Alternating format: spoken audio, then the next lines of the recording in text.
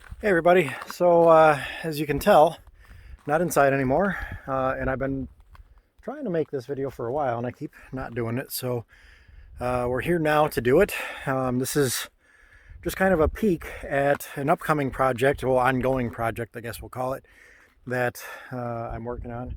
It's not anything to do with standing on the side of a hill, but it does have to do with this 12 by 28 foot shed that is behind me. So let's go walk inside and I'll kind of fill you in. Trying not to fall on the ice. All right, and here we go. So this is a 12 by 28 foot, thought I could see my breath, 12 by 28 foot pre-built shed. It's made by one of those pre-built shed companies. You pay them X number of dollars and then you pay 3 times as much in interest if you do it the monthly payment wise, which is why I built my other shed and then buy one. But somebody started to buy this one to convert it into a tiny home actually, and then decided that that was not the most practical way to do it. So I took over. Unfortunately, it puts me back into a monthly payment, at least until I can just out and out buy the whole shed. So the monthly payment on this, for example, this 12 by 28 foot with these ceilings in the little loft is about $400 a month for 3 years. So do the math on that. So basically this is just a hair over double the size of the shed I built over there. Ceilings are a different style and it's a metal roof and T111 siding and painted and whatnot. But for a shingled roof, and if I had swapped out for siding instead of OSB first, would add a little bit more. But figure $2,000 for my 10 by 14 that I built, all in. Whereas this one, instead of being $4,000 for twice as much, is going to be, doing the math in my head,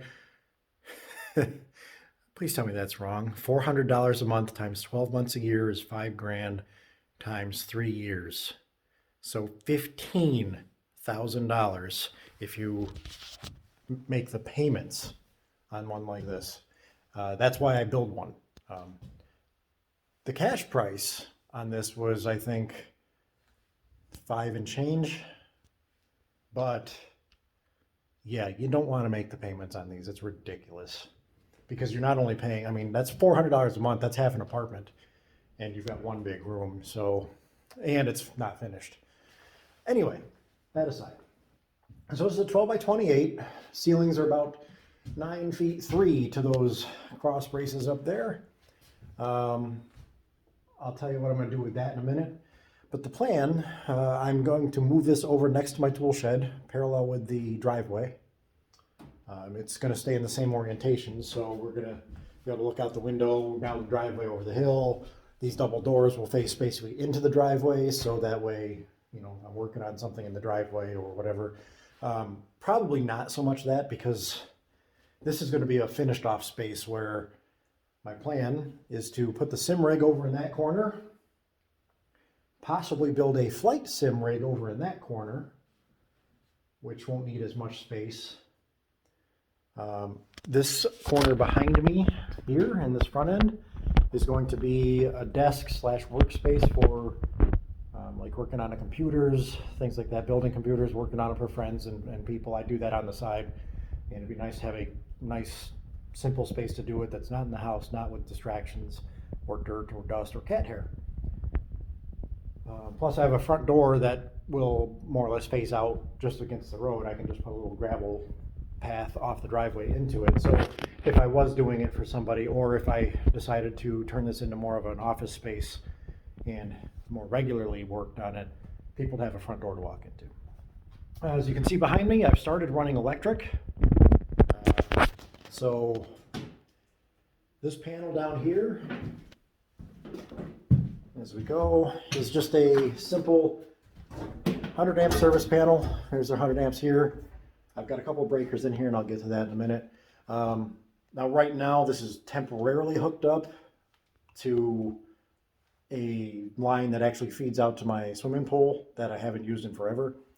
But I've actually just kind of temporarily got it feeding into here, so that way I do actually have light. Mainly so I can do all the testing and things. I even have a salamander down there that I can fire up with this other breaker.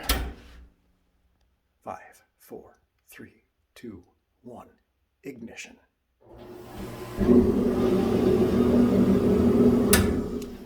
That's not something you run very long in here, especially being as it's a diesel powered one, and you don't want, I mean, it'll warm it up in here after a few minutes, but the ventilation is just, there's a tiny little vent up there and one on the other end, and you could open the windows if you wanted to, but then at that point you're defeating the purpose of having a heater. But I do have it in here. I just wanted to see if it would work. As far as the electric goes, the sim rig is going to have these two outlets down there and this one back here, there. Those outlets are on their own single circuit. One more circuit that'll feed the front office area. A third circuit that'll feed this wall and the lights.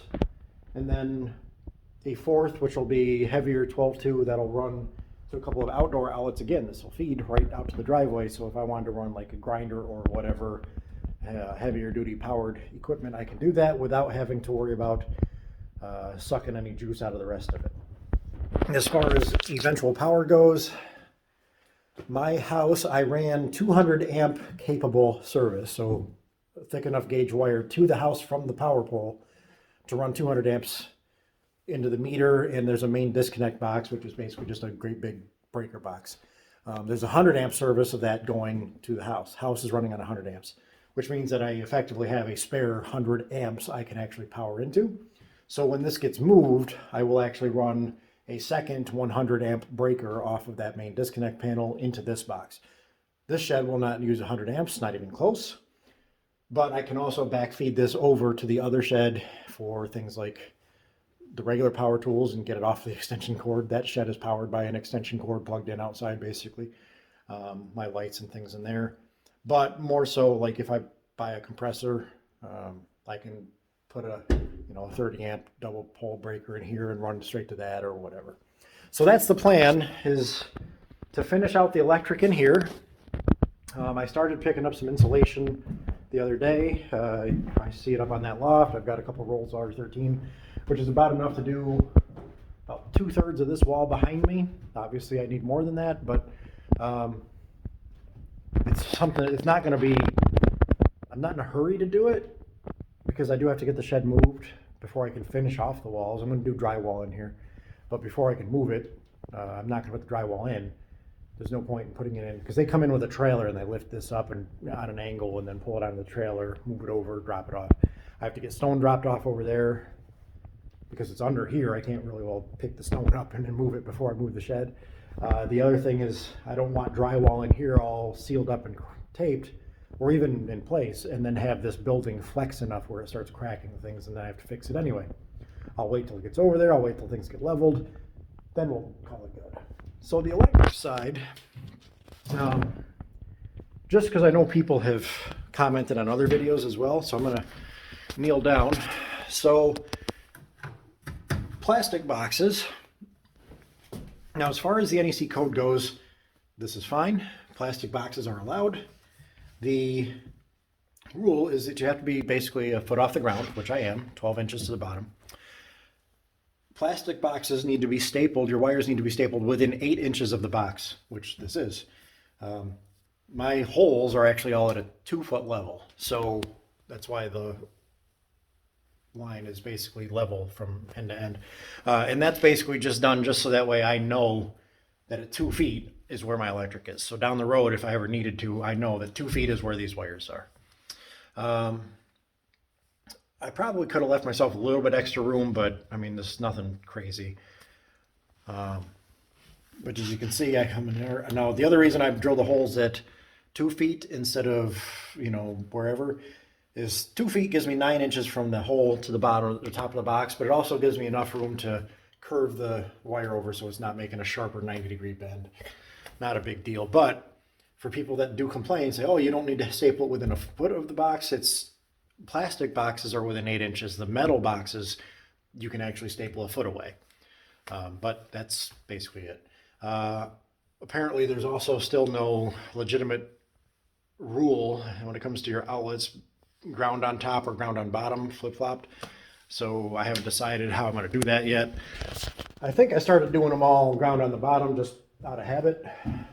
It must be I did, which is fine. The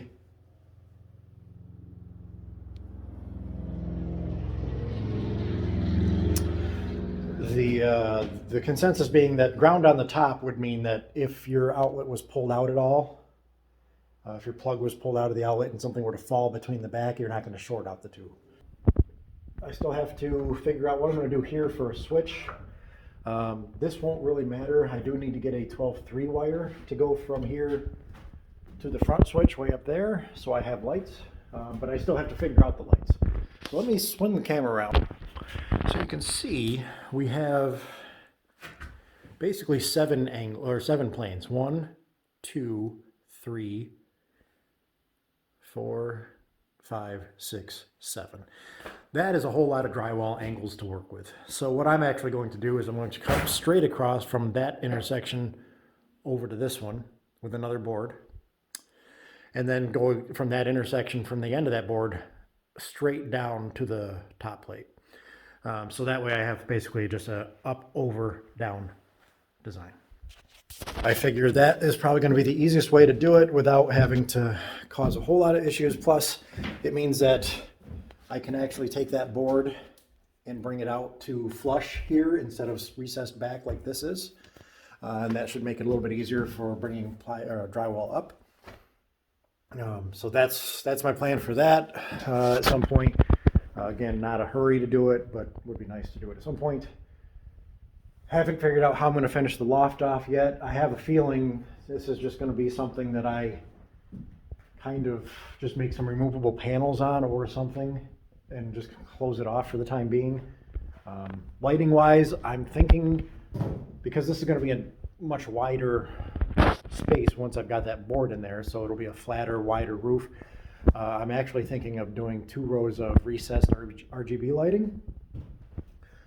So that's something else for down the road. I haven't figured out how I'm going to do all that yet, but until I get those braces in place, that's really not going to matter anyway. Once they're in there, then I can actually get some cross braces in there and some ceiling mounts, and then worry about the lighting. So the plan tonight is to spend another hour or so just wiring the rest of these outlets all in. This circuit over here is live, so before I lose my daylight, I'm going to disconnect everything and wire these together. I mean, I can wire the other 3 in, I guess, and then I'll just disconnect before I wire this one. So I've got my wire. Anyway, this is the project. This is the springtime project, at least until the boat's in the water, and then I'll be spending a lot more time up on the water.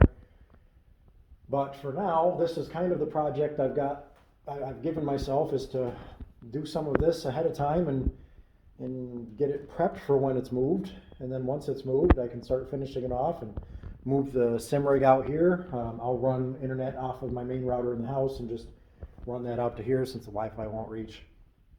I did sign up for Starlink's beta satellite, but that's months away before it's going to hit this area. So it remains to be seen as to how well it's going to work, but we'll find out down the road. Otherwise, that's pretty much it for here.